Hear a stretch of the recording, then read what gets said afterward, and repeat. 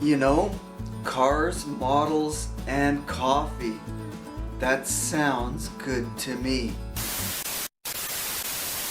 I have another mini skirt to try on. Let's go ahead and just put it on. These also come with the built-in panties. I like the built-in panties. I don't know, because I don't have to wear underwear. Just wait, what the fuck, Chuck? That's not the kind of models we're talking about. This is a family channel. How many times do I gotta tell you?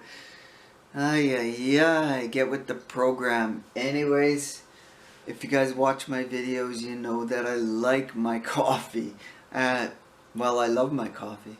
It's an addiction. Feed the addiction. Actually, it's a good addiction to have, right? It could be drugs or alcohol. There could be other addictions. But hey, some of the best addictions, well, car modeling, coffee, hoarding car models, collection, just buying the kits, putting them on a shelf. Hey, even collecting hot rods. A few years back, well, many years back, I had 15 cars in my yard at one time, and every springtime the city would come and hassle me saying, you know what, you can't be fixing cars, this is not a business, is it? You can't be selling cars and all that stuff. They would hassle me like crazy. But anyway, see, blah blah blah already. And that's why I decided to do this. Cars, models, and coffee. I think once a week I'm gonna sit and chat about it.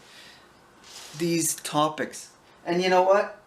Look at, I have a coffee addiction. We got every device to mankind. We got a Keurig machine. Look at hand dripper with the Hario system.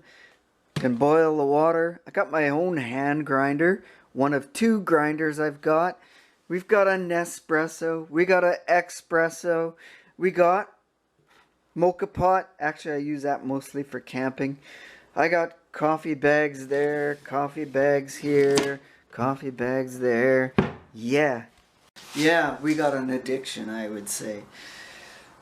And you know, I'm getting sidetracked because there's a bird outside picking my plant stuff. Yeah. See, squirrel. I'm gonna have to do something with that. He's stealing all my, See, this is how the bird distracted me. He's coming up here, stealing all this, and using it to build his nest wherever, so I have to move that out of there. So yeah, I got a coffee addiction, and maybe once a week, every Sunday morning or something, we'll sit down and have a chat about all the subjects I mentioned. And I got this idea. I was watching Papa's Car Model Room, his videos. Every Friday he does a car models and coffee type of thing. And I really enjoy it. And I don't want to rain on his parade, so I'm not going to do it on Fridays. So I'm kind of semi-copying him. And speaking of coffee, you know what? This reminds me of a few years back. I was working for Versatile Farm Tractor Company. And I was in research and development. And we're doing a new product line. A new four-wheel drive, large four-wheel drive unit. And they wanted 2 coffee cup holders on the tractor. So they wanted... I designed the first one by the council, but the biggest problem was the shifters would hit the coffee cup, so we had to position it out of the area a little bit, extend it out. The other one was, I was either going to put it on the chair or the dash. The problem with the chair was you could move the chair this way. It was a swivel chair, that way or this way, and it would always bang onto the console, so they couldn't use the chair. The other one was right by the steering wheel on the front dash, and we put it on this side. So you had a coffee cup holder there and a coffee cup holder under the front dash, under the steering wheel. I used to laugh and say, hey, this one by the council is the beer holder, and this one's the coffee holder. Anyway, see, blah, blah, blah. We're going on to different tangents, but that's what this is about, discussing different things. And I will use what you guys put in the comment sections. We'll talk about that stuff too. New products, new car model kits, whatever. And speaking of cars and coffee, you know what?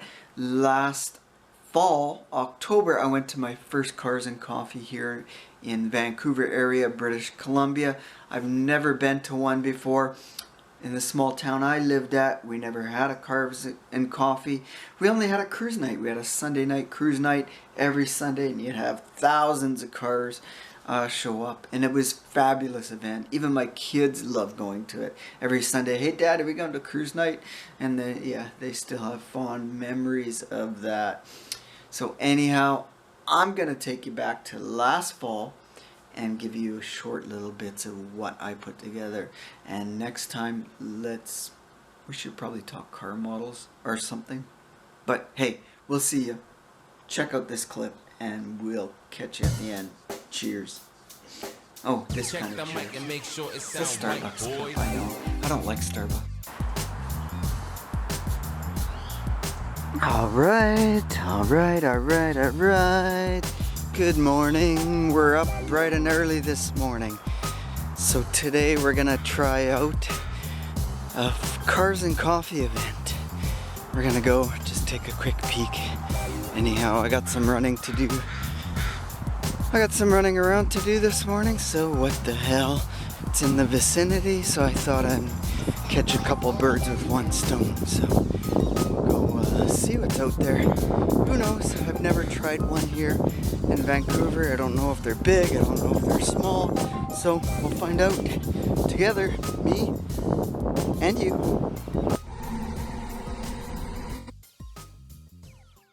So I decided to take the train out to the Cars and Coffee event because, hey, I don't have a hot rod to show off.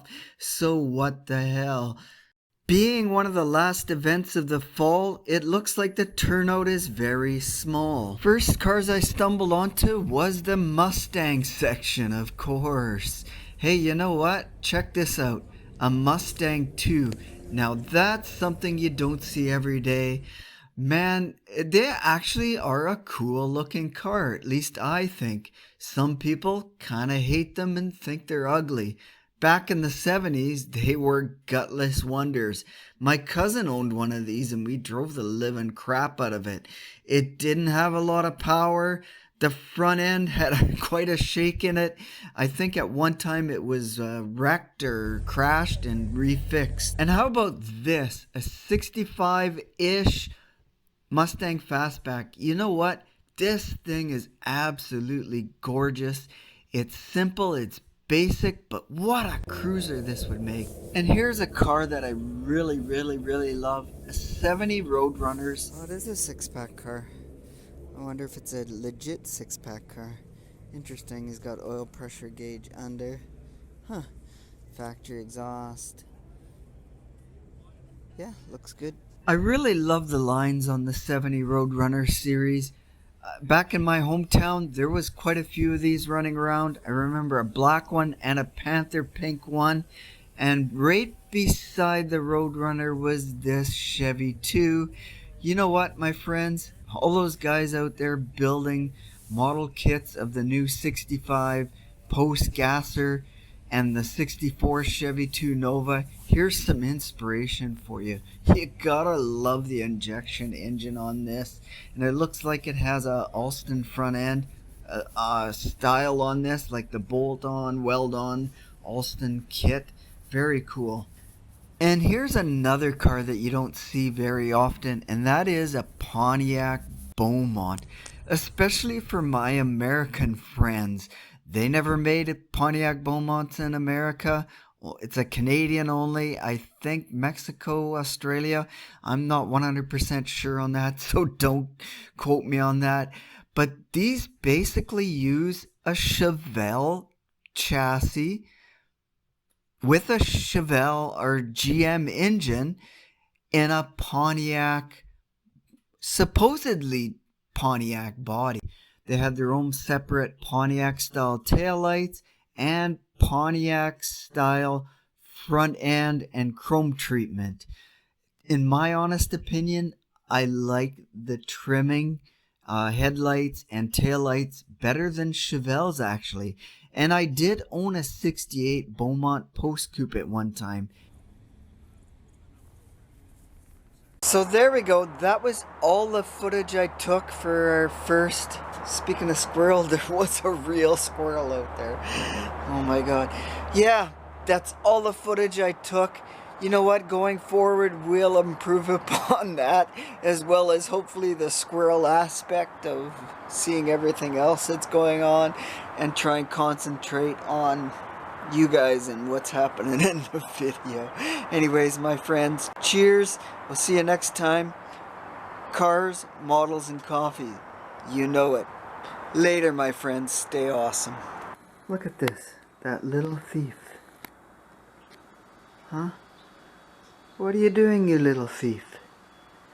Stealing my stuff. What a little bugger, eh? He's nesting. Or she. It's probably a she. You know, that's one thing about living in this area. I love it. Down by the river and down by the lake. There's always some kind of wild birds and animals coming up here.